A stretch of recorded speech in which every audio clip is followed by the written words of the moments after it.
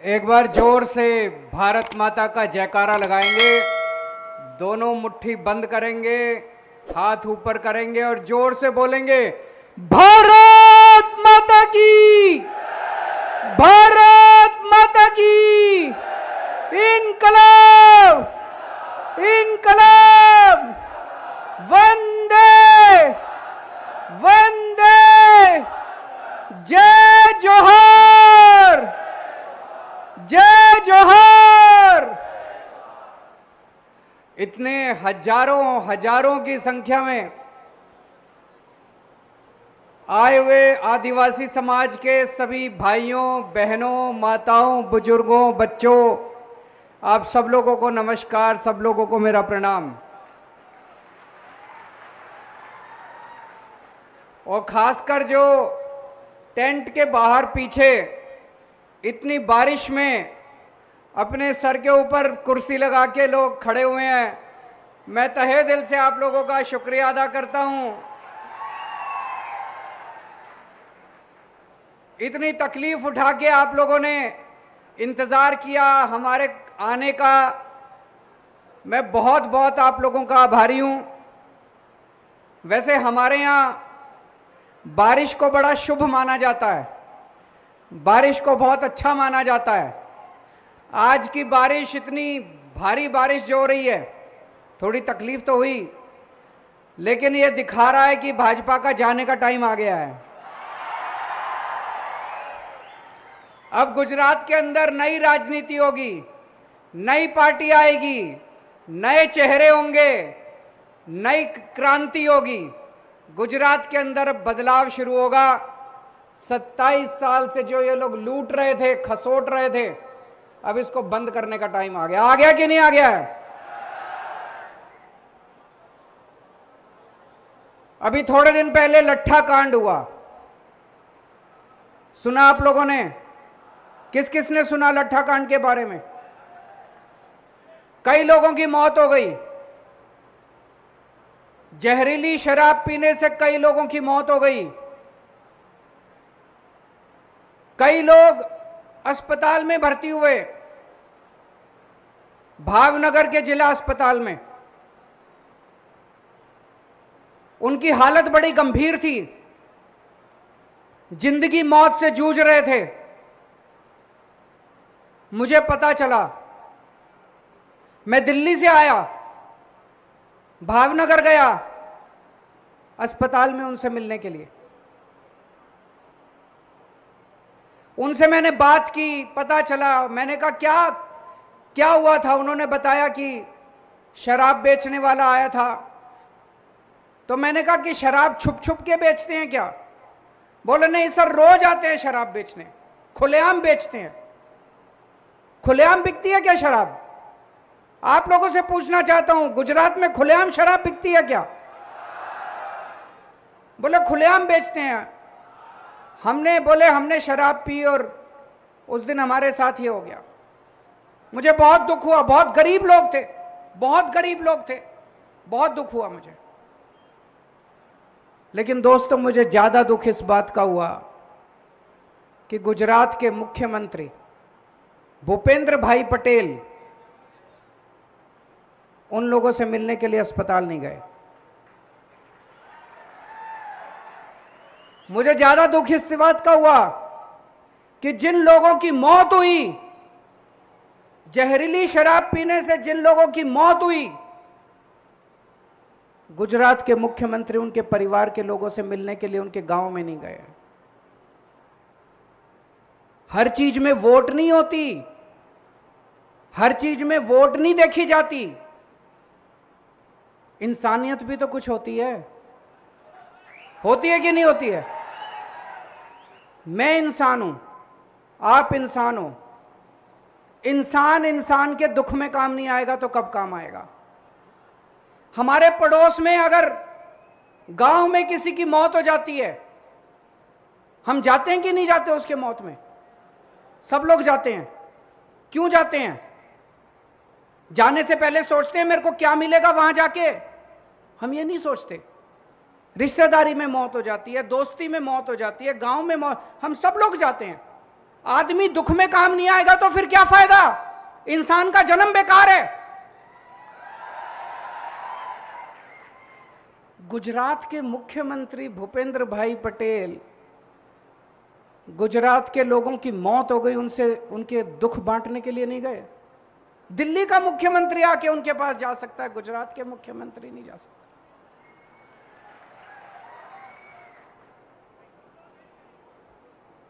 भाजपा के प्रदेश अध्यक्ष CR पाटिल साहब,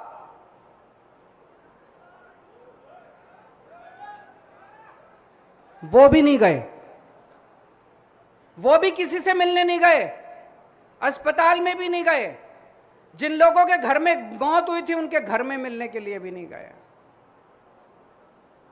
ऐसी पार्टी का क्या फायदा? आप लोगों ने, गुजरात के लोगों ने इतना भारी बहुमत देके इनको 27 साल इनको राज दिया आप लोगों ने, या आपके घर में मौत होने पे आपसे मिलने भी नहीं आते? क्या फायदा इस बात का?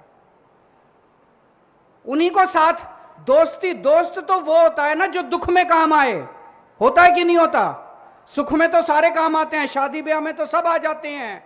मेरे घर में अगर मौत हुई, अगर कोई नहीं आया, इसका मतलब वो मेरा दोस्त नहीं है, इसका मतलब वो मेरा साथी नहीं है। जो दुख में काम नहीं आए वो साथी नहीं है।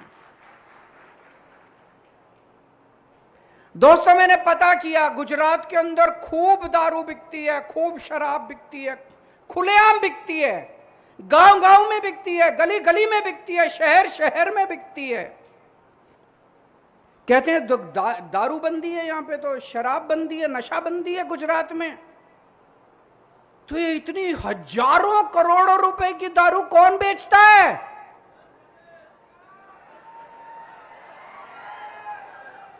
हजारों करोड़ों रुपए की दारू कौन बेचता है? किसका धंधा है ये? कौन पैसे कमाता है इससे?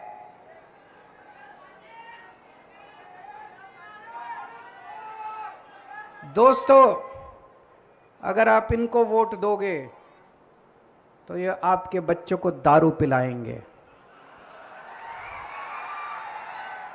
ये आपके बच्चों को जहरीली शराब पिलाएंगे। अगर आप इनको वोट दोगे तो ये नकली दारू का धंधा चलता रहेगा, गैर कानूनी दारू का धंधा चलता रहेगा। दिल्ली में 5 साल 7 साल हुए मेरे को सरकार चलाते हुए। दिल्ली में हमने शानदार स्कूल बना दिए, इतने अच्छे स्कूल, गरीबों के बच्चे, रिक्शे वाले के बच्चे, मजदूर के बच्चे, दलितों के बच्चे अब इंजीनियर बन रहे हैं, डॉक्टर बन रहे हैं, वकील बन रहे हैं, बड़े बड़े बिजनेस आइडिया लेके आ रहे हैं। शानदार शिक्षा मिल रही है, शानदार स्कूल बना दिए, शानदार अस्पताल बना दिए, रोजगार दिए मैंने बच्चों को। आप दिल्ली जाके देखो। इनको वोट दोगे, ये आपके बच्चों को जहरीली शराब दोगे, पिलाएंगे। मुझे वोट दोगे, मैं आपके बच्चों के लिए स्कूल बनाऊंगा, आपके बच्चों को नौकरी दूंगा। अब बदल दो, अब आपके पास मौका है, इस बार बदल दो। अभी तक बीजेपी और कांग्रेस में इल्लू इल्लू चलता था। इल्लू मतलब आई लव यू। बीजेपी बोलती थी कांग्रेस को इल्लू आई लव यू, कांग्रेस बोलती थी बीजेपी को इल्लू इल्लू आई लव यू। दोनों में इल्लू इल्लू चलता था बीजेपी कांग्रेस में।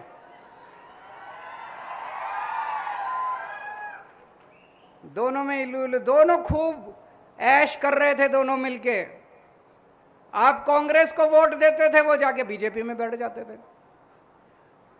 अब ये बंद होगा, अब ये नहीं चलेगा, अब ये इल्लू इल्लू की राजनीति नहीं चलेगी। अब ये बंद करनी है इल्लू इल्लू की राजनीति। अब ईमानदारी की राजनीति चलेगी। अब ईमानदार पार्टी आ गई है गुजरात के अंदर, आम आदमी पार्टी आ गई है गुजरात के अंदर। अब ईमानदारी की राजनीति चलेगी, ये बंद करना है। कांग्रेस को वोट देने से कोई फायदा नहीं है। इस बार एक भी वोट कांग्रेस को नहीं पड़ना चाहिए, हर वोट आम आदमी पार्टी को, झाड़ू को पड़ना चाहिए। कांग्रेस में कई नेता तो छोड़ के बीजेपी में चले गए, कई नेता चुनाव के पहले चले जाएंगे। और जो बचेंगे वो सारे चुनाव के बाद चले जाएंगे कांग्रेसी। तो अब कांग्रेस में कुछ नहीं बचा। ये वाला चुनाव सीधे सीधे आम आदमी पार्टी और बीजेपी के बीच में है। आम आदमी पार्टी मतलब ईमानदार पार्टी, आम आदमी पार्टी मतलब देशभक्त पार्टी, नई राजनीति, नए चेहरे, नई सोच, नई उमंग, नई एनर्जी। और भाजपा मतलब जहरीली शराब, भ्रष्टाचार, नकली दारू। आज मैं आपके बीच में आपके मुद्दों के बारे में बात करने आया हूं। मेरे को भाषण वाषण नहीं आता, मेरे को राजनीति करनी भी नहीं आती, मेरे को पॉलिटिक्स नहीं आती, मेरे को काम करना आता है, मेरे को देश के लिए काम करना आता है।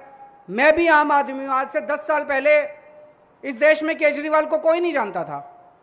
एक आम आदमी हूं मैं, इसीलिए मैं एक आम आदमी की समस्या समझता हूं। एक आम आदमी कैसे बड़ी मुश्किल से पैसे कमाता है, अपने बच्चों को पालता है, परिवार को पालता है, महंगाई हो गई है। तो आज मैं आपको कुछ गारंटी दे रहा हूं। गारंटी क्यों दे रहा हूं? गारंटी का क्या मतलब है? ये चुनावी वादा नहीं है। ये लोग भी आएंगे, बीजेपी कांग्रेस वाले भी आएंगे, कहेंगे ये हमारा मैनिफेस्टो, ये घोषणा पत्र, ये हमारा संकल्प पत्र, वो सब झूठे होते हैं। गारंटी मतलब आप टीवी खरीदने जाते हो मार्केट से, टीवी वाला आपको 2 साल की गारंटी देता है कि अगर 2 साल में टीवी खराब हो गया तो वापस। मैं आपको 5 साल की गारंटी दे रहा हूं। अगर हमने काम नहीं किया तो 5 साल के धक्के मार के हमको बाहर निकाल देना, हमको गुजरात में मत घुसने देना अगली बार। और ये केजरीवाल की गारंटी है, टूटती नहीं है कभी, पक्की गारंटी है। एक एक शब्द में सोच के बोलता हूं।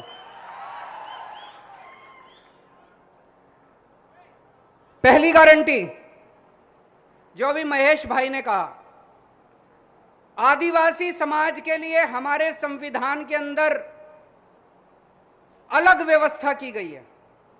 अलग व्यवस्था क्यों की गई है? आदिवासी समाज का संस्कृति अलग है, बहुत गरीब है।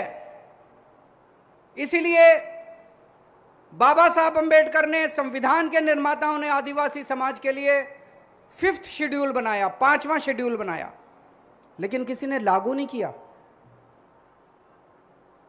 आम आदमी पार्टी को वोट दो, पहली बार गुजरात के अंदर 5th शेड्यूल लागू करके दिखाएंगे आपको। मेरी गारंटी है। दूसरी, पेसा एक्ट आया। पेसा एक्ट कहता है गांव सभा, ग्राम सभा विधानसभा से भी बड़ी होगी, संसद से भी बड़ी होगी। जो ग्राम सभा तय करेगी वही पक्का, उसके ऊपर किसी को अधिकार नहीं दिया। उसको ये मानते ही नहीं है। ग्राम सभा बेचारी कहती रहती है, प्रस्ताव पारित करती रहती है, ये पुलिस भेज के सारी जमीनों पे कब्जा कर लेते हैं। करते हैं कि नहीं करते हैं? अब ऐसे नहीं होगा। अब ग्राम सभा सुप्रीम करके दिखाएंगे। गुजरात के अंदर ग्राम सभा सुप्रीम होगी, जो ग्राम सभा कहेगी वही होगा। पेसा एक्ट को लागू करके दिखाएंगे। पेसा एक्ट को गुजरात के अंदर पहली बार लागू करके दिखाएंगे। तीसरी बात, ट्राइबल एडवाइजरी कमेटी। उसका मतलब है यह तय करना कि आदिवासी क्षेत्र के अंदर कितना पैसा कहां खर्च होना चाहिए, आदिवासी लोगों के विकास के लिए क्या काम करना चाहिए, आदिवासी समाज के क्या मुद्दे हैं, उनका निस्तारण कैसे करना चाहिए। तो ये तो ट्राइबल वाले ही बताएंगे ना, आदिवासी समाज ही तो बताएगा उनकी क्या समस्या है। उसके चेयरमैन के रूप में मुख्यमंत्री बैठ जाते हैं। मुख्यमंत्री को क्या पता आदिवासी समाज की क्या समस्या है। ये बंद करेंगे। ट्राइबल एडवाइजरी कमेटी का चेयरमैन होगा आदिवासी समाज से कोई व्यक्ति को, ट्राइबल ऐसे व्यक्ति को बताएंगे जो समाज के बारे में जानता है। आदिवासी समाज के व्यक्ति को बनाएंगे, ऐसे व्यक्ति को जो कि समाज जिसकी इज्जत करता है और समाज जिसको जो समस्याओं को जानता है। दोस्तों, मैं आपसे पूछना चाहता हूं, दिल्ली में जब हमारी सरकार बनी बिजली बहुत महंगी थी। 2015 में हमारी सरकार बनी, उसके पहले बिजली बहुत महंगी थी। हमने दिल्ली में आके सबके लिए बिजली फ्री कर दी। दिल्ली में फ्री बिजली मिलती है, फ्री बिजली मिलती है। फ्री मतलब जीरो बिल आता है, जीरो, कोई टैक्स ये फलाना ढिमका कुछ नहीं, जीरो बिल आता है। पंजाब में अभी कुछ दिन पहले, 4-5 महीने पहले हमारी सरकार बनी है, मार्च में। हमने पंजाब में कहा था हमारी सरकार बनेगी, हम बिजली फ्री करेंगे। 3 महीने के अंदर सरकार बनते ही 3 महीने के अंदर हमने पंजाब में बिजली फ्री कर दी। अभी पिछले हफ्ते 25 लाख परिवारों के पंजाब में जीरो बिजली के बिल आए हैं। जीरो जीरो जीरो, कोई अगला पुराना ये वो सर्विस टैक्स फलाना कुछ नहीं, जीरो बिजली के बिल। और अगले हफ्ते 26 लाख और 51 लाख 51 लाख परिवारों के पंजाब में जीरो बिल आएंगे। अब हर महीने 51 लाख परिवारों के। गुजरात में जीरो बिल चाहिए कि नहीं चाहिए? जरा हाथ खड़े करके बताओ, दोनों हाथ खड़े करके बताओ, जीरो बिल चाहिए कि नहीं चाहिए? जीरो बिल चाहिए कि नहीं चाहिए? ये लोग मेरे को गालियां दे रहे हैं, ये लोग कहते हैं केजरीवाल पैसे लुटा रहा है, केजरीवाल फ्री की रेवड़ी बांट रहा है। केजरीवाल पैसे लेके स्विस बैंक में नहीं लेके जा रहा, जनता का पैसा है, केजरीवाल जनता पे लुटा रहा है। दोस्तों, आज इतनी महंगाई होगी, इन लोगों ने इतनी महंगाई कर दी, इतनी महंगाई कर दी। अगर मैं गरीब लोगों के घर में थोड़ी सी खुशी ले आता हूं, उनका बिजली का बिल जीरो कर देता हूं, बताओ मैं क्या पाप करता हूं? लाखों करोड़ों लोगों की दुआएं हैं मेरे साथ। मेरे पास बैंक में कोई बैलेंस नहीं है, मेरे पास कोई पैसा नहीं है, मेरी पार्टी भी फक्कड़ है, मैं भी फक्कड़ हूं। लेकिन आज जो देश भर में इतना समर्थन मिल रहा है, वो केवल आपकी दुआओं का नतीजा है, आपके आशीर्वाद का नतीजा है। आज पंजाब के अंदर 25 लाख लोगों के जब बिल आ रहे हैं, वो हमें इतनी दुआएं दे रहे हैं, इतनी दुआएं, इतने खुश हैं लोग, यकीन नहीं हो रहा लोगों को, नाच रहे हैं गांव के अंदर, अरे जीरो बिल आ गया, जीरो बिल आ गया। यकीन नहीं होता, आजादी के बाद 75 साल में लोगों के जीरो बिजली के बिल आने लगे हैं। हमारी सरकार गुजरात में बनेगी, 3 महीने के अंदर, 3 महीने के बाद जो आपका बिजली का बिल आएगा वो जीरो होगा। केजरीवाल की गारंटी है, हर परिवार को 300 यूनिट बिजली मुफ्त देंगे और पुराना आपका जितना बकाया है बिजली का बिल वो सारा माफ कर देंगे। करना चाहिए कि नहीं करना चाहिए? दोस्तों, आज एक पढ़ा लिखा नौजवान, अनपढ़ नौजवान, कम पढ़े लिखे, हमारे बच्चे बेरोजगार घूम रहे हैं, उनके पास नौकरी नहीं है, सरकार कुछ नहीं करती। रोज देखो परीक्षा के पेपर फूट जाते हैं, पेपर लीक हो जाते हैं, जो पेपर देखो वो फूट जाता है। क्यों होता है? इनसे एक पेपर नहीं होता, सरकार चला रहे हैं, ये धर्मशाला चला रहे हैं, इनसे एक पेपर नहीं होता। जिस सरकार से, उसको तो इस्तीफा दे देना चाहिए, जिस सरकार से एक पेपर नहीं होता। तो दोस्तों, मैंने दिल्ली में पिछले 5 साल में 12 लाख बच्चों को रोजगार दिलवाया है, 12 लाख बच्चों को। वेबसाइट के ऊपर है, मैं झूठ नहीं बोल रहा, 12 लाख बच्चों को रोजगार दिलवाया है। मेरे को नौकरी दिलवानी आती है, मेरी नीयत भी साफ है, मैं बच्चों को रोजगार दिलवाना चाहता हूं, उनके घर में खुशियां देखना चाहता हूं। हमने गुजरात के युवाओं को वादा किया है, हमारी सरकार बनेगी, हर बेरोजगार युवक को 5 साल में हर बेरोजगार युवक को रोजगार दिलाएंगे। और जब तक रोजगार नहीं मिलता तब तक 3,000 रुपए महीने के हिसाब से बेरोजगारी भत्ता मिलेगा। होना चाहिए कि नहीं होना चाहिए? ये मेरे को खूब गालियां देते हैं, केजरीवाल कमीना है, केजरीवाल पैसे लुटाता है, केजरीवाल ये है, केजरीवाल वो है। मेरे को फर्क नहीं पड़ता, मेरा तो आपके साथ इल्लू इल्लू का रिश्ता है।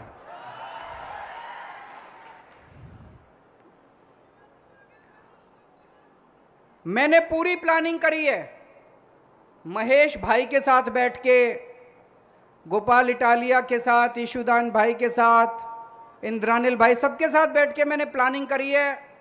हम आपके लिए 10 लाख सरकारी नौकरियों का इंतजाम करेंगे।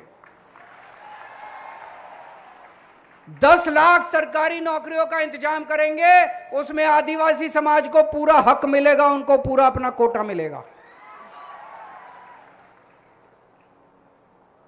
इनके बस की बात नहीं है, ये हम ही कर सकते हैं। 10 लाख सरकारी नौकरियों का इंतजाम करेंगे। दिल्ली में हमने स्कूल बहुत अच्छे बनाए। आदिवासी समाज आज पिछड़ा इस वजह से है क्योंकि उनको अच्छी शिक्षा नहीं मिली। मेरी गारंटी है, मैं खुद सुपरवाइज करूंगा, हर गांव में, आदिवासी समाज के हर गांव में एक शानदार, प्राइवेट से भी अच्छा सरकारी स्कूल बनाएंगे हर गांव के अंदर। आपके बच्चों को अच्छी शिक्षा देने की मेरी जिम्मेदारी है। हर गांव में एक अच्छा अस्पताल, अच्छा मोहल्ला क्लिनिक, और जिले के अंदर अच्छा एक अस्पताल बनाएंगे। दिल्ली में हमने बहुत अच्छे अस्पताल बनाए हैं, दिल्ली में हमने बहुत अच्छे सरकारी अस्पताल। दिल्ली में 2 करोड़ लोग रहते हैं। दिल्ली के अंदर मैंने ऐसी व्यवस्था कर दी, सरकारी अस्पताल बहुत अच्छे बना दिए, हर मोहल्ले में एक एक क्लिनिक खोल दिया, और दिल्ली के 2 करोड़ लोगों के लिए हमने सारा इलाज मुफ्त कर दिया। दवाइयां भी मुफ्त, टेस्ट भी मुफ्त, आपका ऑपरेशन कितना भी महंगे से महंगा ऑपरेशन हो वो भी मुफ्त। आपके लिए भी ये इंतजाम करेंगे, सारा इलाज मुफ्त। आपके लिए अच्छे अस्पताल बनाएंगे। अगर सरकारी अस्पताल में कोई नहीं हो सकता, आपको प्राइवेट से कराना पड़ेगा, वो भी मुफ्त होगा, सरकार उसका पैसा देगी। होना चाहिए कि नहीं होना चाहिए? जितने हमारे आदिवासी समाज के लोग बेघर हैं, जितने बेघर हैं वो सबसे गरीब हैं, उनके घर पे छत, उनके सर पे छत नहीं है, सरकार उनको घर देगी, उनको एक फ्री में घर देगी। जितने आदिवासी समाज के लोग बेघर हैं, और हर गांव को एक पक्की सड़क के साथ जोड़ा जाएगा। ये सारी बातें मैंने छोटू भाई वसावा, महेश भाई से, सबके साथ मिलके हम लोगों ने बनाया है। मंजूर है आप लोगों को? दोस्तों, जैसे मैंने कहा, मैं फक्कड़ आदमी हूं, मेरे पास पैसे नहीं है चुनाव लड़ने के। चुनाव आपको लड़ना पड़ेगा, काम आपको करना पड़ेगा। 3 महीने रह गए, एक एक आदमी को अपने अपने गांव में जाके अब घर घर जाना है और सब लोगों को बोलना है कि एक एक वोट झाड़ू को पड़ना चाहिए। एक एक आदमी, या जितने लोग आए हैं, आज कसम खा के जाएं कि कम से कम एक एक आदमी अगले 3 महीने में 100 लोगों को आम आदमी पार्टी को वोट देने के लिए तैयार करेगा। भारत माता की